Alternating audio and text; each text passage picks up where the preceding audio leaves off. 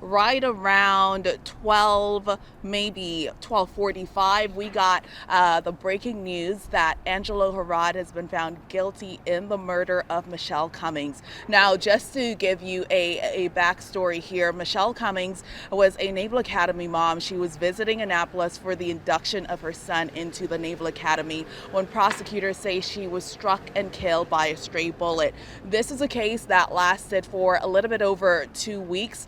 Prosecutors presented evidence, including video evidence. They also presented surveillance video of who they say was a suspect in this case. They presented phone records. They presented jailhouse calls. And they said Angelo Harrod was the person who was going after possibly one or two other people on the night of June 29th, early morning hours when he started shooting.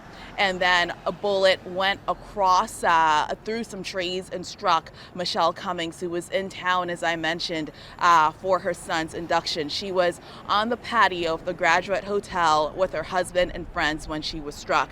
Now, prosecutors in this case brought forth more than 24 witnesses.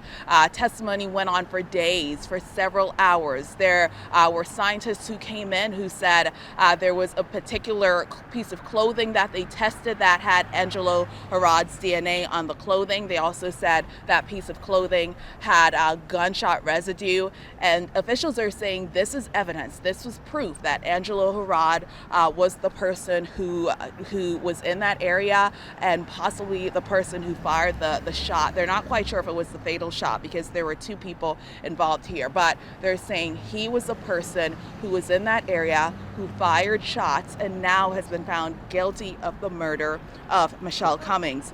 I'm Ava Joy Burnett. Back to you.